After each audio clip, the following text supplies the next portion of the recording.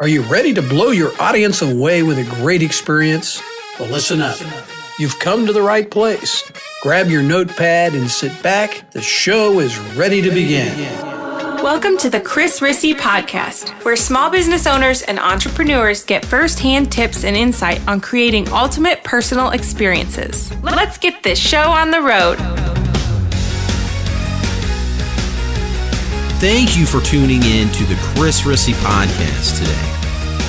Here at this show, we like to talk about all things small business, but especially about being the character in the story of your audience, about really being the experience and creating an experience for your audience, for your customers and your clients, as well as for yourself.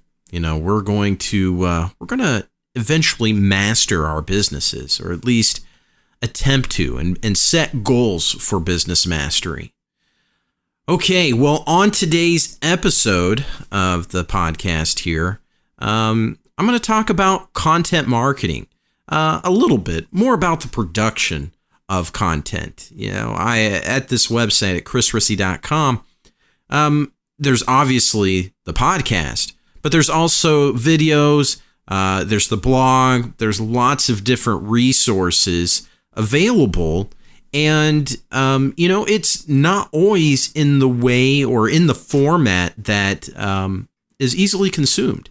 You know, not everyone will listen to this podcast, as an example. But they might come and check out Thursday Stop videos. They might check out a blog post. There are other things there that might make more sense to their media consumption. And this idea, then, hopefully you're picking up if you're doing the same thing. You know, it doesn't matter if you're just writing blog posts or if you're creating tons of videos or podcast episodes. It's about creating a type of media that people will use and consume. And of course, you want things to be available in multiple formats, and there's a bit of strategy to that. And so that's what we're talking about in today's podcast episode. Or I'm about to say post, talking about blogs and everything. But not to give away the whole show and everything before you listen, but you want to kind of think about the content that you're creating and what is the best format for that, but then also having alternative formats so that you can reach a wider audience. Okay, well, I probably have already said way too much to get this show going, so let's go ahead and get started. And this episode is episode 12, and we're talking about same content, different package, new value. What I'm talking about here is how we can use, or how we as entrepreneurs, as small business owners, as marketers in general, can reuse the content we create for our audiences in order to really gain new exposure. And it doesn't require more effort, I should say, than what most people might think. Really, the hardest part when it comes to content marketing, whether you are a content marketer or if you're just a passionate small business owner, an entrepreneur who wants to, create something that then can be utilized in content marketing. So you don't have to be a content marketer, quote unquote, in order to do this. This works for anybody who really wants to utilize this method. So let's talk about same content, different package. And what we're talking about is creating content, whether it's by writing, reading, recording, performing, presenting. It doesn't matter.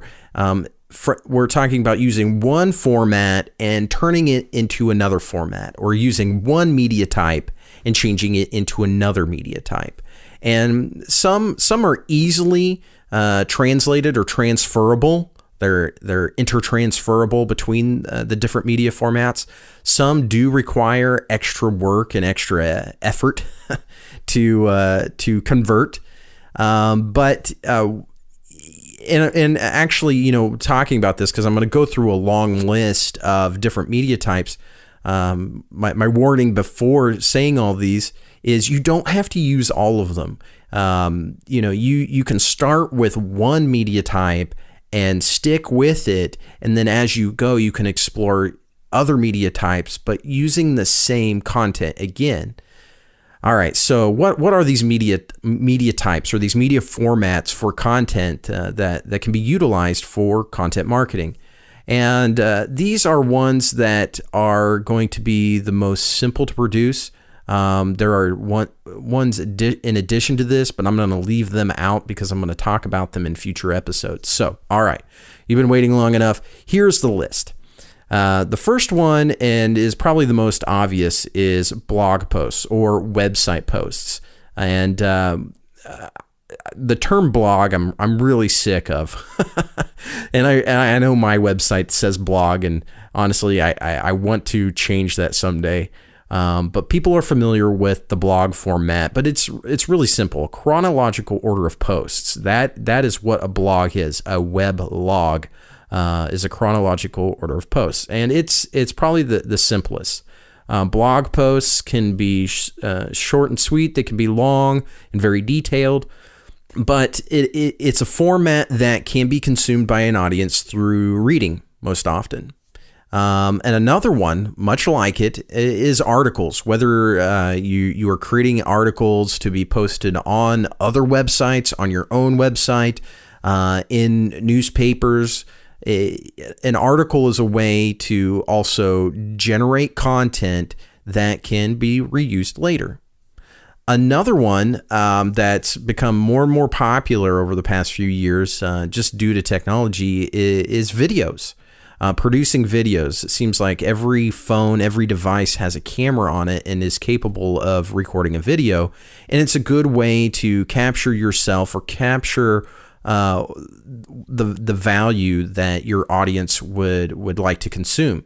And even if you produce videos for the web, for your website, put them on YouTube, etc., you can still put videos on DVDs, Blu-ray, and they can be utilized in that media format. And then probably one I skipped over and really should probably have started with is podcasts. Obviously, you're listening to my podcast, and this is one type of media format. And, that's just recording audio, and it's much like a blog. It's a log, a chronological order of podcasts or audio recordings.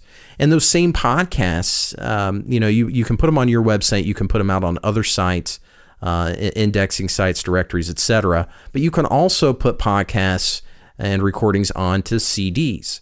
And it's another media format, a media type that can be used. All right, so let's go into some other formats. Another digital format that's kind of forgotten a lot by small business owners are presentations. And presentations, and yes, I'm talking about PowerPoint presentations, or you can use Google's presentation tool, and there are others out there, and some of them are quite fantastic. But for the basic needs, a Microsoft PowerPoint presentation is what I'm talking about here. And there's all different ways to use a presentation, whether it's a slideshow of photos, if it's an actual created presentation with many slides, with many different topics per slide, that has transitions. And I'm not necessarily talking about the digital transitions within the format, but conversational and topic transitions.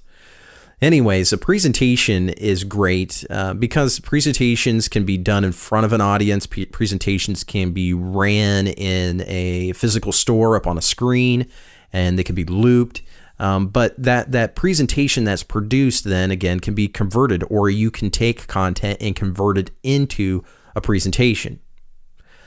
Some other ones are newsletters, both email and print newsletters. So an email newsletter is a way for you to collect many different topics, whether it's something related to your business or what your audience might be doing, or people in your area or locally, etc., that you kind of publish and put out there. The same thing can be done with your website. You can have a website newsletter that's posted to your blog, and then print. Again, print the newsletter. It goes out to as a mailing possibly, or is picked up at your physical store. So newsletters are definitely an option in a media format. And close to those are documents and letters. Anything that you're producing in a document, and I'm not talking about something that might be confidential, but if you're sending out some type of document to your customers, to your clients, though that information that's provided there can often be reused in other media formats. And an example off the top of my head right now is using a knowledge base on your website, where you might have created content in the past for how to use a product or service, and then just left it in that format, but it can be reused in the website, or it can be used in a video. You can produce a video based upon that document or even that letter. And so that's another example. And then another example is classroom trainings or lectures. Again, those are, you might be performing live that training or that lecture, but it's good to get that then written down. You can record it so you have a video, or even, just the audio portion of it. And then the last one is publish books and ebooks. Once you've amassed, quite a bit of information, then or content at least, then you can put it together into a book, and that can either be an ebook for download, or if you want to get into publishing, you can publish a book. So that's kind of my list of the kind of the most standard type of media types that you can use content in. And again, I will repeat, you don't have to do all of them. It's best to start with one and find one that you can easily flow into, such as if you're creating blog posts, you can record audio. And if you record audio, you can put that audio to a video. If you're creating presentations, you can take presentations and put them into a document, or vice versa. And just by reusing or recycling that content, or even considering it an upcycle, then you've got a new format or a new media that content is now in. And the benefits for that, they might not be right there on the first level, or they might not be apparent right away, but there's some very important factors that come into changing the media type that you use, or the format that you use for your content, for existing content, or if you're going to produce content. And the first thing that's important to know about this is how it changes how people experience your content. Blog posts, obviously, they experience it through reading. Podcasts, they experience through listening. Videos, they experience through listening and watching. Presentations, same thing. They watch, or they flip through it. Or if you're presenting, they're experiencing you and watching you and listening to you. And so these experiences are vital to understanding the message in your content, or even in your content marketing. When you can improve that experience or change that experience in a way, that message is often learned, or where it might not have first sunk in or been connected. Changing that format now allows it to be more cohesive and understood by the audience.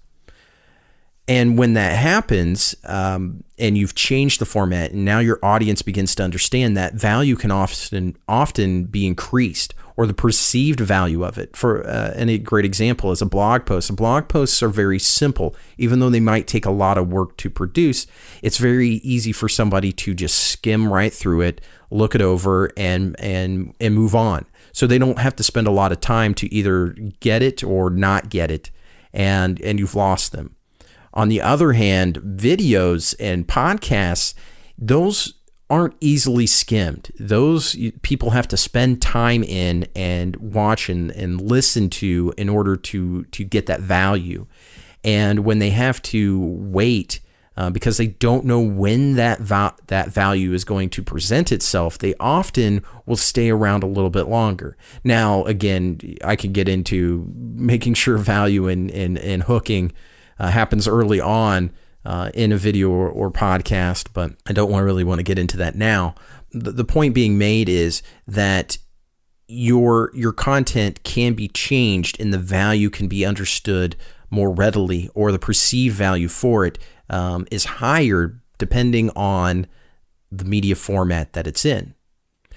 And then the last thing is if you change the format, you change the outlet or where it's consumed.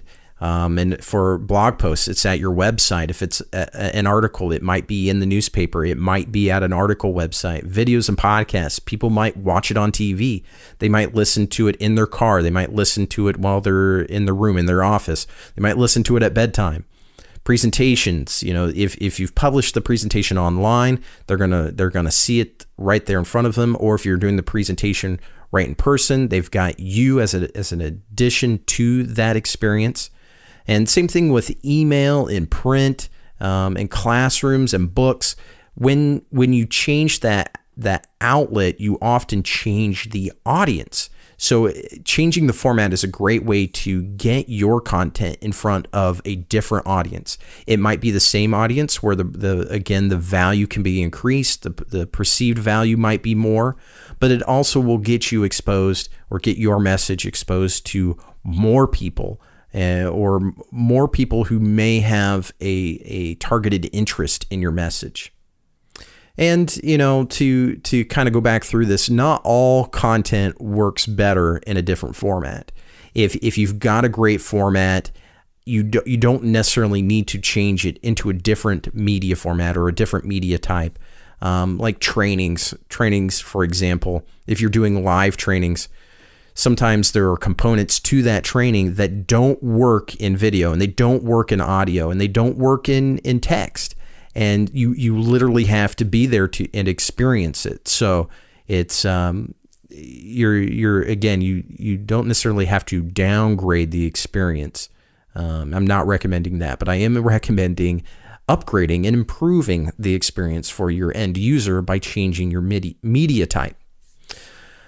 All right, so to recap this, remember to explore different media types for your content. If you've spent the time and effort and energy to produce content that people want to consume and you're excited about, it's good to plan to use that content in different media types so that you can have different experiences and you can get your message across to new audiences. So you're probably already thinking now, what is the best way for me to reuse the content that I have already created? Well, if you're that far along, that's great. I'm glad that you've taken the action step to produce content and keep it up. Be consistent. Keep that delivery happening. But for those of you who are listening that haven't created content yet, this episode is really for you to think about maybe what is the best way for you to produce content. You don't need to do all of these things. I listed a lot of different media types and different formats that you can put content into, but I'm not suggesting you do them all. I'm suggesting that you at least pick one, maybe two that are easy for you to produce and are easy for your audience to consume, or most likely what they're going to consume your content with. Okay, well, that's the end of the episode. This was episode 12. Same content, different package, new value. And I want to know, if you visit chrisrissy.com/EP12, tell me what media formats you're using right now for your content and your content marketing. I'd like to see the different ways that you're using, or maybe some things that you've been thinking about doing with your content as far as your media formats, and transcribing them, turning them into another format. Let's start the discussion. I want to know what you're doing. I want to be able to provide insight and maybe, share some ideas. You share ideas with me, I'll share them back. Okay, while you're there, make sure to subscribe, as I share only the best things with my subscribers. And I definitely let my subscribers know way ahead of time when cool new things are coming up. If you're on Twitter, make sure to follow me at Chris Rissy. Send me a tweet. I'm going to tweet you back, and I'm most likely going to follow you as well, because I love the small business community on Twitter, and I want to be a part of it. I want to be communicating with you, but sometimes it's kind of hard to find you. Yeah, so let me know you're there. Okay, well, that is the end, absolutely the end of the podcast show today. And as always, be the experience, master your business, and I'll talk to you next time. You just listened to the Chris Rissy Podcast. Get past podcast episodes and more. Visit chrisrissy.com. Be the experience. Master your business.